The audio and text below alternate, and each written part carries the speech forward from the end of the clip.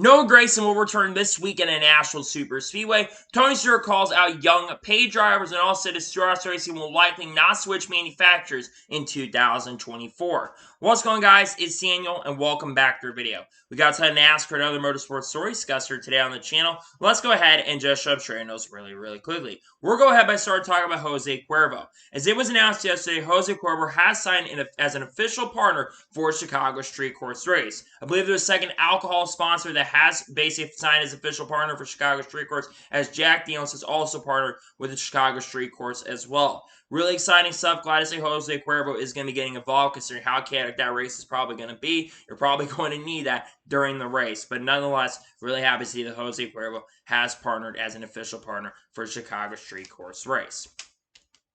And now we're going to jump on to the next story of today's episode, as we are talking about Nashville Super Speedway. As it was announced yesterday that the Cup Series race, the Alley 400, has officially sold out. Really awesome stuff to see. There's still tickets available for the truck race later this evening, and also the Xfinity Series race tomorrow as well. But it's really good to see the Alley 400 has officially sold out. I think it's like the 6th or 7th race this year that has announced a sale so far, which I think is almost more than last year in 2022. So really excited to see the Nashville Super Speedway has sold out once again in 2024. And now we're going to jump on to the next story of today's episode, as we are talking about I-95. As it was reported by Adam Stern that jet drivers from Pocono Speedway will help speed up the I-95 opening. Obviously, there's a new opening happening, I think, in Pennsylvania, and basically in I-95, and basically Pocono is going to help with getting that up. It's really cool to see the governor of Pennsylvania is really asking Pocono to help out with that. I think it's really exciting stuff, and glad to see that they are involved with that. And now we're going to jump on to the next story of today's episode, as we are talking about the Nashville purse money. Every single week we have a NASCAR Cup, Xfinity Series, and Truck Series race. Bob Pockets puts out the purse money. And according to him, for the Cup Series race, it's $8,516,134. For the Xfinity Series race, it's $1,616,383. And for the Truck Series race, is $940,852. So pretty big purse money for this weekend. Obviously, the Cup Series has quite a bit of purse money as well. So some pretty good purse money nonetheless for the weekend. I wish there was more for the truck and Xfinity, but nonetheless, not surprised to see that is the purse money for this weekend at Nashville Super Speedway. Pretty exciting stuff. And now we're going to jump on to the next story of today's episode, as we are talking about Cadillac. As it was reported by Marshall Pruitt that Cadillac will continue their hypercar program for 2024. Obviously, there have been some rumors that they were not going to be continuing their hypercar program. They're going to be switching to a different thing, if I'm not mistaken. But it's really cool to see they'll be continuing heading into 2024, as basically you're going to have a lot of different manufacturers probably in the Rolex 24 as well, and probably at Lumar. They have reports they can be in Lumar 25. I think for the first time in a long time, so it is really cool nonetheless to see that they're going to be continuing their hypercar program heading into the 2024 season. Really happy for them on that front, and glad to see that they will continue their hypercar program in 2024. Pretty awesome stuff. And now we're going to jump on to the next story of today's episode, as we are talking about Road America. As there's been some change to the stage lanes because of the fact that it's basically not going to be live pit stops and non-competition live pit stops. There has been some change to the stage lanes. So it's going to be 22 laps in stage 1, 12 laps in stage 2, and the final stage will be 11 laps. Interesting to know from Bob Pockers that there will be a competition caution as well on lap 10, and you'll be able to come into pit road and make some changes to your car. I think it's a really good move. It sucks there's not going to be live pit stops, but again, I think because it's non-competitive pit stops, it makes a lot of sense why they've made this decision. But they have made changes to the stage lengths. And now we're going to jump on to the next story of today's episode, as we are talking about Chicago Street Course. Now, Adam Stern has begun to report on the Chicago Street Course, and it's beginning to take shape. And as you can see from the images that have surfaced on there, they're beginning to take shape. Obviously, next week is going to be the Chicago Street Course. 1 week from this Sunday is the big weekend of the Chicago Street Course event, NASCAR's first street race in the Cup Series ever. It's going to be, I think, a very interesting event. Obviously, a lot of talk about how the event will go. To be honest with you, I'm not sure how the event is going to go overall. But nonetheless, I am intrigued about it, and I'm really looking forward to see how the event ends up going. I really hope it does end up succeeding, and we can see a really, really good race. But to be honest, I'm not sure if it's going to go really, really well. Hopefully it does surprise me, and hopefully the race ends up going really, really well. But to be honest, I'm not expecting the race to go that great, to be honest with you. And now we're going ahead to jump on to the next story of today's episode as we're talking about Brad Perez. As it was announced on Wednesday morning that Brad Perez will drive the 53 for Emily Gase Motorsports next weekend at Chicago Street Course. This will be Brad Perez's third start in the 2023 season, technically fourth if you count a start with Alpha Prime Racing. Emily Gase has said they would have him in that 53 car for 4 races in 2023. I imagine the last race he's going to run is either maybe like Road America later this year or sometime down the road at the Charlotte Roval. Brad Perez, in my opinion, though, a very, very talented road course racer, has a lot of road course experience. I think he's going to do a really solid and a very, very good job in that car. Looking forward to it and excited to see that he'll be driving the 53 for Emily Gase Motorsports at Chicago Street Course. And now we're going ahead to jump on to the next story of today's episode as we are talking about Lumar. As it was announced on Wednesday morning that Lumar has signed a contract extension with Hendrick Motorsports through 2026 as a sponsor. They will sponsor Chase Elliott for 2 races each year. They, of course, will have more races this year as they'll sponsor him at Talladega in the fall, if I'm not mistaken. I think they also sponsor him at Darlington. They're going to sponsor him in the fall at Las Vegas and also sponsor him at the Daytona Cutoff race as well. Lumar has been sponsoring Chase Elliott, I think, really since about 2019 or 2020, and they've been a loyal Hendrick sponsor. The contract was only supposed to go through this year, so really glad to see that they're going to continue sponsoring Chase Elliott. Loyal sponsors being around, the more loyal sponsors you have, the better it's going to be for everybody, so very happy to see that he'll be continuing working with them. Very glad to see that Lumar will continue being a sponsor for Hendrick Motorsports long-term. Really exciting stuff, to be honest with you. And now we're going ahead to jump on to the next story of today's episode as we're talking about Joey Gase. As it was announced 2 days ago that Joey Gase will drive the 08 for SS Greenlight Racing next weekend at Chicago Street Course. Now, Joey Gase was interesting. Of course, he is a co-owner of Emily Gase Motorsports, but has at times driven for other organizations. Now, I do believe this car does have to make it an owner's points. It doesn't have a lot of owner's points currently at the moment right now. So this car is going to have a very strong and a really, really good run. And to be honest, I'm not really sure if this car will be able to make the show. There's a lot of competitive people in the field. Got a lot of different drivers coming into play. Nonetheless, so I'm wishing Joey Gase the best of luck. Hopefully he can do a really good job at Chicago Street Course. And now we're going ahead to jump on to the next story of today's episode as we are talking about Mason Maggio. As it was announced yesterday that Mason Maggio will drive the 34 for the Ram Motors Racing Organization this weekend at Nashville. Mason Maggio has made a couple starts in the Truck Series and the Xfinity Series, I believe, as well. I think he hasn't been able to make any starts actually because he's been driving for MBM, and MBM has not been able to make the show this year. I really think Mason's got some pretty decent talent. He's basically an up-and-coming talent. Was part of Rick Ware Racing development program not too long ago when they did have a development program, but I'm not sure if that development program is still going on currently at the moment right now. Nonetheless, so I think this is a really great opportunity for Mason. I think they've got to make it on an owner's point, so hopefully he can make the show and can have a good run in that car. Looking forward to him having a shot and opportunity to drive in that car.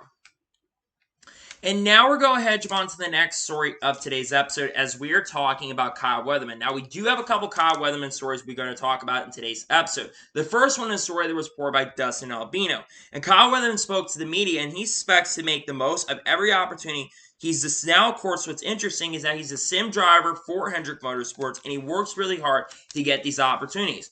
I think Kyle Weatherman, in my opinion, is a very, very underrated talent and someone who deserves an opportunity to drive in a top-tier ride. And what's interesting is him being a sim driver for Hendrick Motorsports. That could give him connections to a certain team. That being Junior Motorsports. Obviously, Junior Motorsports, we don't know who's going to be in that A car heading into 2024. We'll probably discuss about that in the coming weeks on who will like get an A car. Obviously, it's favored that Carson Hocevar could probably end up driving the A car in 2024. But if Carson doesn't become available and he goes to Spire 77 car, could we see Kyle Weatherman have a shot and an opportunity to drive it? I could definitely see it. I think Kyle's a very, very good driver. He knows how to get it done behind the wheel, and I think it would be really cool to see him have a shot and opportunity, and I think he's a great driver. So hopefully he gets a shot in the future, and I would love to see him have a shot and an opportunity to drive with a really, really good team going into next season. Would be really, really exciting.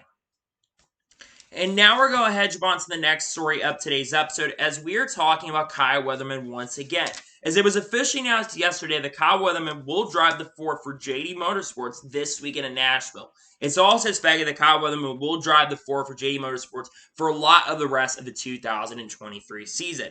This is well-deserved in my opinion. Obviously, JD Motorsports has really struggled so far in the 2023 season. They've had a lot of trouble getting into the field. Their cars have also not been as fast this year in 2023. So they're bringing someone in who can get the best out of equipment. And when I think of drivers who can bring the best out of equipment, Kyle Weatherman is a driver who can do that. I think Kyle will be really, really good in that ride. Originally, I believe Ty Dillon was supposed to be in that 4 car, so they took a Cup guy out for a guy like Kyle Weatherman, which tells you everything you need to know about talented Ty Dillon.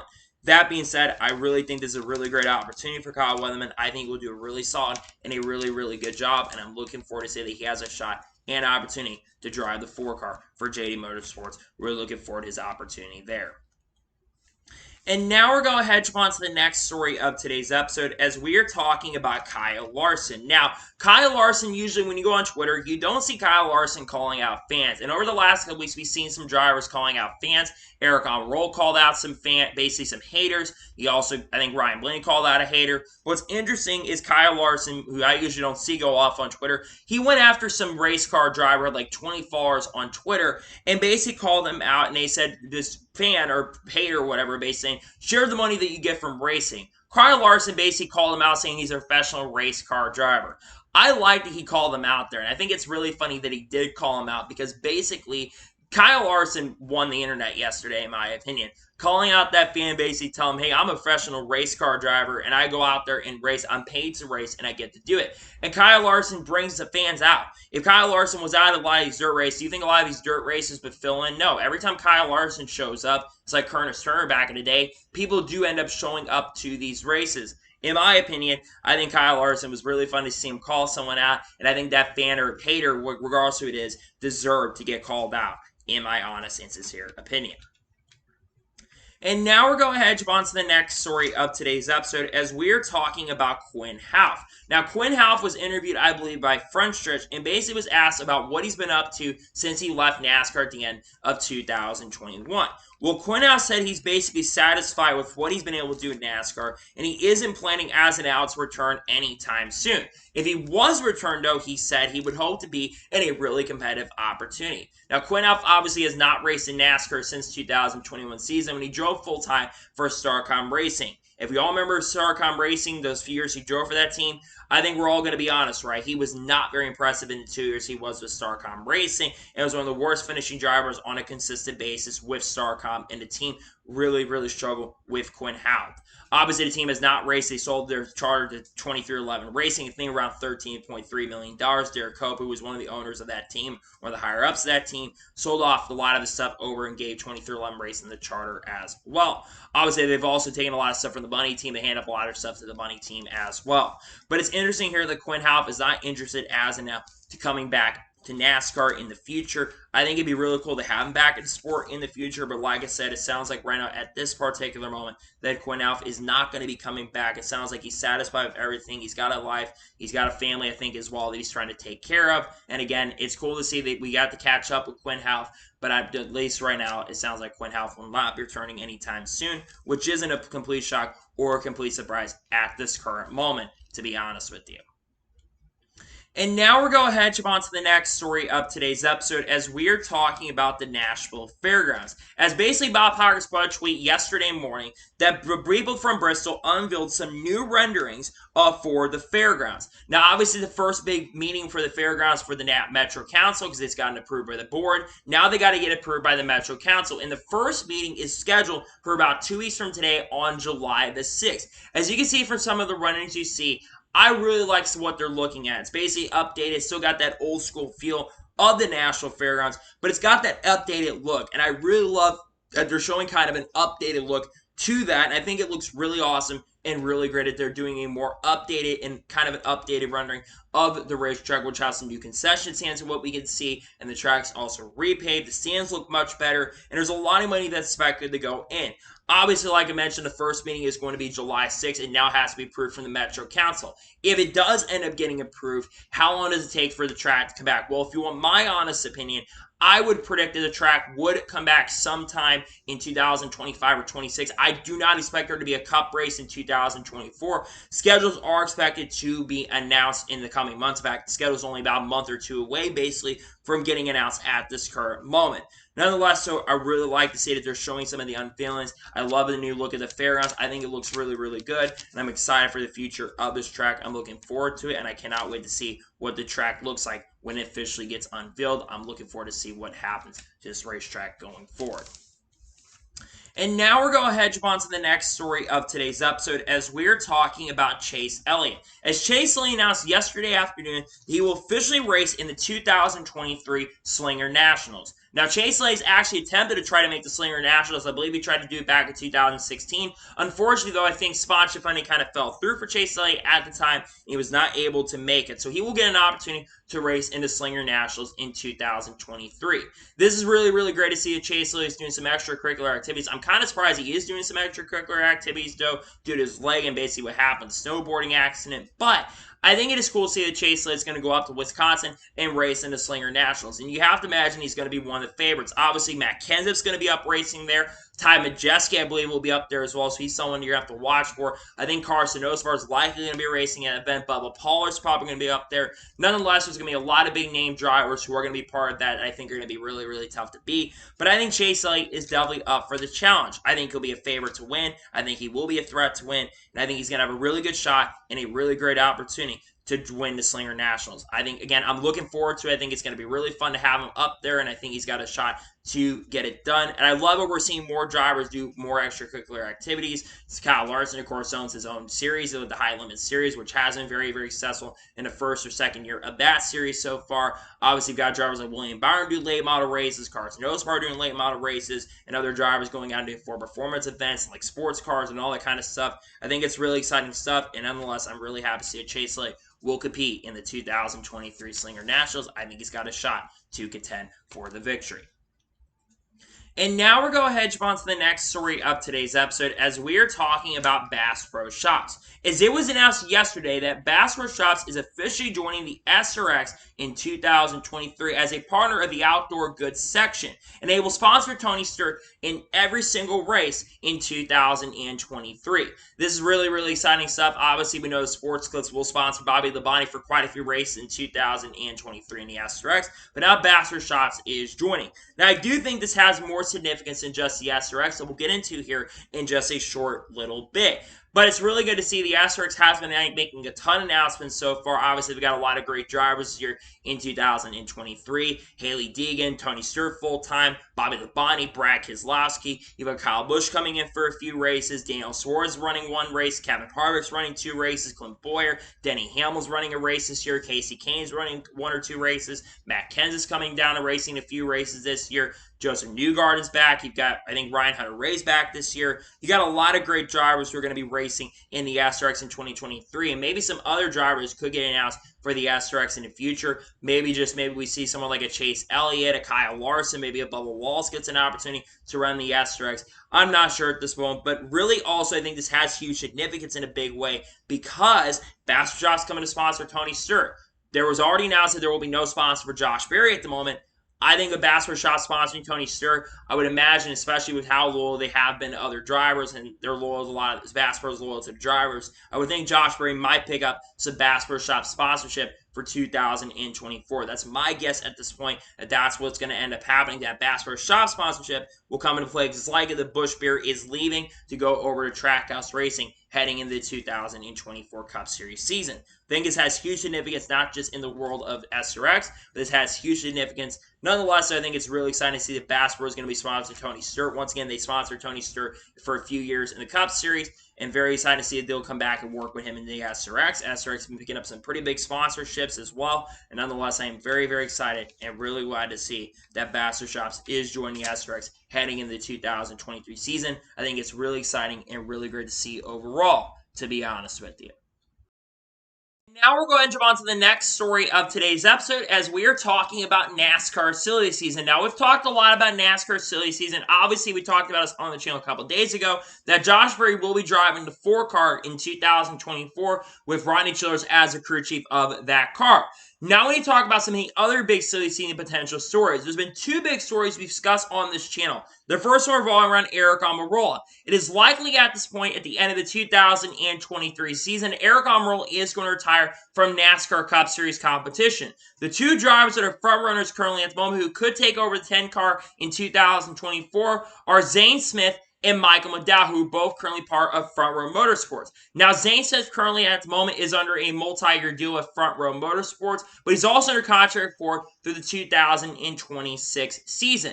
You also have, like I said, Michael McDowell, who's right now goes on a year-by-year basis with the Front Row group, and a lot of people in the industry do believe that if you see Michael McDowell get a better opportunity and a better shot, we can see Michael McDowell become a very, very solid driver in the NASCAR Cup Series. But if those two don't end up becoming available, who could be available for the number 10 car in 2024? Could we see Riley Herbst? Could we see Cole Custer potentially get back in that car? What about Haley Deegan perhaps? What about, I don't know, Matt DiBenedetto perhaps? I think that Harrison Burns is another one I mentioned here. You've got other drivers like Jenson Button perhaps who could be potential possibilities, and shots we know Jenson Button's likely out the window.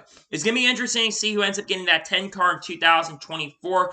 I'm going to say it's going to be Michael McDowell. I think they're going to go for more veteran driver, but if they go for money, I would imagine go to Riley Herbst. We'll have to wait and see who gets in that 10 car. The other side of silly season is the 19 car, and that revolves around Martin Truex Jr. It is expected that Joe Gibbs Racing's lineup will not change heading into 2024, and Martin Truex Jr., of how good he's been performing in 2023, it is likely that he is going to return to the 19 car in 2024. While nothing is officially announced, it could be announced in the coming days and weeks that Martin Truex Jr. is going to return, which is huge for Joe Gibbs Racing, because likely at this point, Denny Hamlin is coming back as well in 2024, with Joe Gibbs Racing basically getting that huge stake and basically FedEx likely returning to JGR in 2024. I think things are set for Joe Gibbs Racing. You're set up long term, and the team is going to be set up, which is good for Christopher Bell and Ty Gibbs going forward, because you want those younger drivers to be around. Now, if things were to change to the last minute, John Hunter Nemechek will be the favorite to go into the 19 or the 11 car. But if you want my opinion, I think at this particular point, there's going to be no changes heading over there in 2024. There's other questions asked, so especially around 2311 Racing. There's a 3rd car there. Could they, with the acquisition of some things, could we see Kurt Busch come back in the future? Who knows? Or maybe somehow Carl Edwards makes a return. We don't know at this point, but it sounds like there's some big silly season moves happening. There's some huge silly season things going on here in the not so distant future. And it's something to keep an eye out on, because the decision for some things could be happening in the coming months and the coming weeks.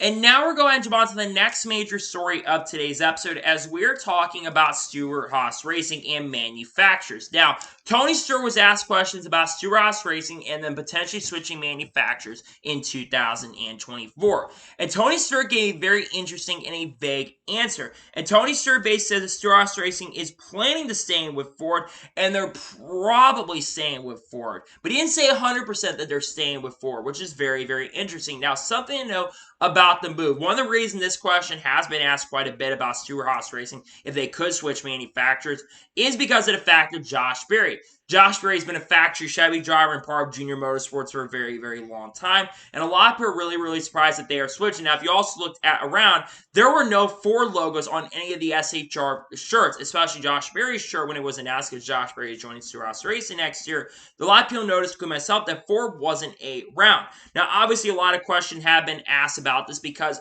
there's some talk maybe that they could switch, because a lot of people thought maybe that Junior was going to come in and Junior was going to buy up, and Junior Motorsports, Stewart Haas Racing were going to work together, which it sounds like at this moment right now that that's not going to happen. But Tony Stewart has been frustrated before. We know that Tony Stewart's been a little frustrated with Ford and all that kind of stuff. You think about the fact that he's not happy with Ford for a couple of reasons. Number one, they denied Kyle Larson coming over. Tony Stewart had been trying to court over Kyle Larson back in 2020, but eventually Ford said, no, we don't want Kyle Larson around, and Kyle Larson eventually went over and started working with Hendrick Motorsports starting in 2021. They also lost the opportunity to go after Kyle Busch, and I think Ford played kind of a role in that aspect of why they couldn't pick him up, and Gene Haas also played a role in that as well, and they were looking at getting Kyle Busch as well. So that's another reason why a lot of people think that there could be a switch for Stewart Haas long term. Now, obviously, there were also rumors last year that with Dodge potentially coming back to NASCAR, which had been a rumor at the time, that maybe that they were going to switch to Dodge because Tony Stewart also owns a Dodge team in the NHRA. So if Dodge is able to come back, I think Stewart Haas Racing could be a team that ends up switching, but it sounds like they're going to go through a contract with Ford through 2024. But it's interesting as we know that Tony Stewart has been frustrated with Ford and could be seeing switch manufacturers. Obviously, right now, you look how bad SHR has been this year. They've struggled outside of Kevin Harvick. They have struggled, and they're not even the top 4 team right now. I think RFK and Penske have been the 2 best teams at 4, and I think it's close between Front Row and Stewart Haas now, who's the 3rd best team. I think of how good Kevin Harvick's performed, I would imagine Stewart Haas is still the number 3 team, but imagine in not too long down the road that Front Row is going to take that position because that team has been improving. But it is interesting to hear that we could see a switch long term, and I think Stewart Haas Racing, because they're not loyal to any manufacturer. They were with Chevy from 2009 to 2016, and they switched to Ford in 2017. I think it's going to be interesting to see what ends up happening long term, especially when it comes to Ford. I think they could switch back to Chevy in the future. I know Chevy's got a lot of teams in their pipeline currently at the moment, and they probably would drop a little bit lower on the pipeline. But I could see Stewart Haas Racing, if they were to switch back to Chevy next year in a crazy fashion, and they would probably jump up to 2nd or 3rd, especially if Dale Jr. was involved. I would imagine that could be a potential possibility, but it would hurt the Ford drivers like Ryan Preece. But it's going to be interesting nonetheless to see what ends up happening going forward with Stewart Haas Racing long term. But it sounds like right now they're not going to be switching manufacturers at this current moment, at this potential moment right now, which doesn't surprise or shock me. But we'll have to see what happens going forward when it comes to Stewart Haas Racing and the team long term. And now we're going to jump on to the first of 2 major stories in today's episode as we are talking about Noah Gragson. There's been a lot of questions about if Noah Gragson was going to return. There was a post put up at Legacy Motor Club previewing the drivers who were going to be in that car. It was officially announced 2 days ago on Wednesday during the announcement of Josh Berry going to the Ford for Stewart Haas Racing. It was announced that Noah Gragson will officially return this weekend at Nashville. And as expected, he has been granted a playoff waiver. This is really, really good news. There's a lot of worry and a lot of people thinking that Noah Gragson was going to be out for a very, very long time due to concussion-like symptoms. But Noah Gragson has been out and about, and it's really, really quick, because especially Noah Gragson being a younger driver, him being only, I think, 24, 25 years old currently at the moment. I think that's one of the reasons why he was able to cover so quickly. But it's really great nonetheless to see that Noah Gragson is going to be back this weekend. Obviously, Legacy Motor Club has not had a good year in 2023. They have generally struggled in the 2023 season. It's been, like I said, it's not been a good year for it to be a Legacy Motor Club fan. Penalties, Noah Gragson is out due to concussion, a lot of bad wrecks this year, and I think Noah Gragson needs as much seat time as possible because especially with them switching to Toyota, you want to give Noah Gragson as much seat time as possible because Noah Gragson is a young driver. He needs seat time, and the less seat time he has, the worse of a driver he's going to end up being, because I think Noah Gragson is a very solid driver, so is Eric Jones. We've talked about it, though. Legacy Motor Club, like I said, they just have not had a good year in 2023, and I think they're already ready to move on to 2024 with all the wrecks that have happened this year, with all the engine failures, all the tire failures, with all the penalties this team has been handed so far in 2023. I think this team is definitely ready to make some changes, and again, I think when you look at Legacy Motor Club heading into the 2024 season, I think this team does have a lot of potential for a great team heading into 2024, and I think there's some big moves that could be happening for this team, and I think this team is setting themselves up for a great future again. It's just good to see Noah Gragson back. Obviously, we've talked about him with a lot of injuries, concussion-like symptoms. Again, a lot of people talk about, oh, the next-gen car caused that wreck with Noah Gragson to get that concussion. I think regardless of what type of car, that would cause concussion-like symptoms. You want to, for example, go back to Casey Kane in 2013, I think it was, at New Hampshire when he couldn't even talk straight to Dr. Jerry Punch. We have seen a lot of concussion-like symptoms from this car. Alex Bowman was out for many, many weeks, and then Kurt Busch has basically had his career almost cut short and hasn't been able to come back since, so he's still working on trying to come back. I think regardless of the type of car, that would have caused unfortunate concussion-like symptoms, which is really, really frustrating. It sucks. But again, NASCAR has worked on safety of this car, and there were a lot of brake rotor failures as well, which played a role in Gragson back in the outside wall extremely hard at really, really fast and really, really insane speeds. You probably should have gone and not in the grass, but that's just my honest opinion. Nonetheless, so I'm glad to see that Noah Gragson is coming back, and happy to see he'll be returning this week, and hopefully he can do a very, very good job on the 42 car. I'm not expecting that car to do great this weekend, though, to be honest, but nonetheless, I'm glad to see Gragson is back. Hopefully he can do a really, really good job in the 42 car this weekend at Nashville Super Speedway, which, of course, is this Sunday as NASCAR returns to NBC as well. And now we're going to go ahead and jump on to the final major story of today's episode as we're talking about Tony Stewart. Now, there was a really interesting comment from the press conference that I kind of covered in the Josh Berry announcement, but I really didn't get into depth. Tony Stewart spoke about the fact of why they chose Josh Berry.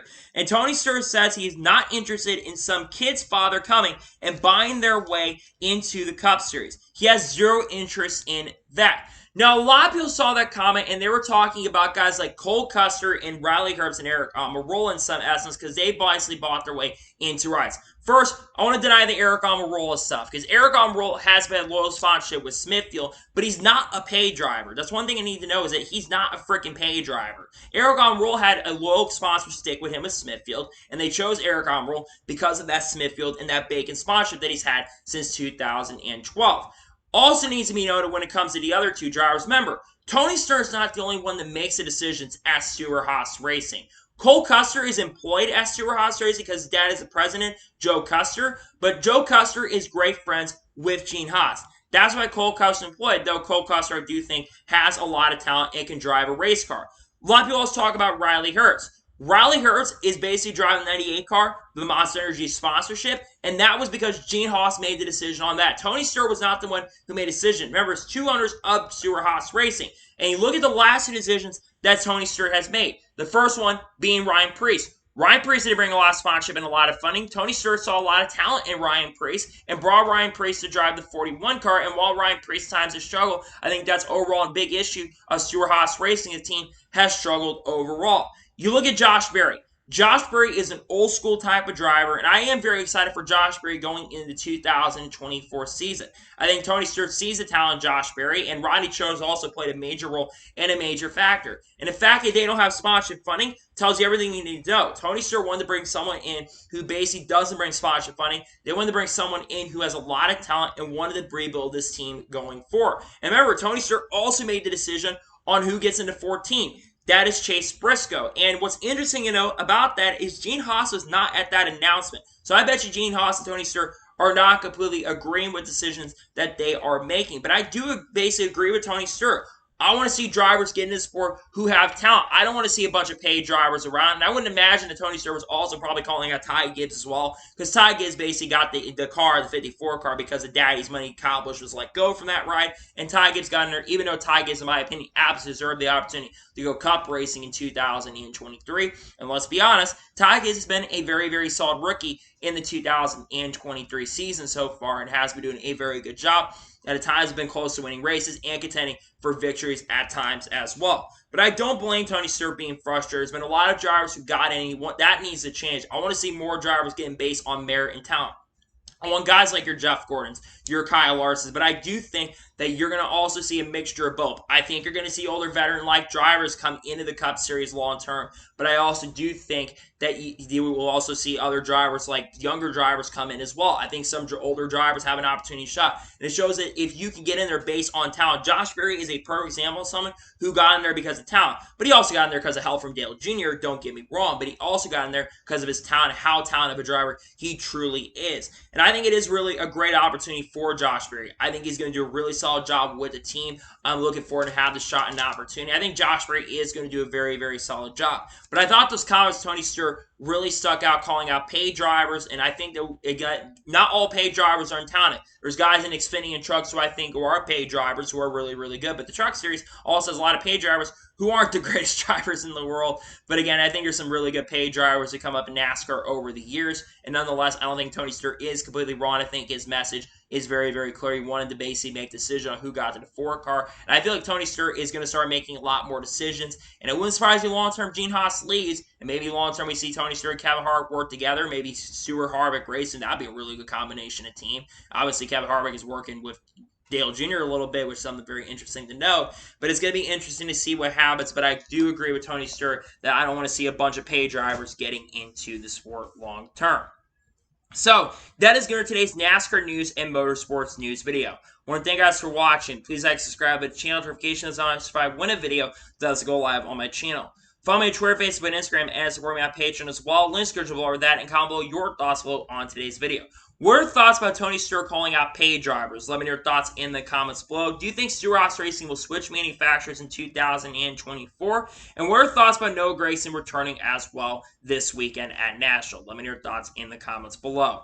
I'll have the Truck Series race review up later to this evening after the Truck Series race concludes. Tomorrow on the channel, I'll have the Xfinity Series race here for Nashville. I may have 2 videos up on this channel on Sunday, but I'm not entirely sure at this point. We'll have to wait and see. Then next week, of course, we got a lot of stuff around the Chicago Street Course we're going to talk about, which is really, really exciting. So anyways, like I said, I want to thank you guys for watching today's episode, and I'll see you guys next time for more great, awesome NASCAR content and other motorsports content on the channel like this. Take care, everybody.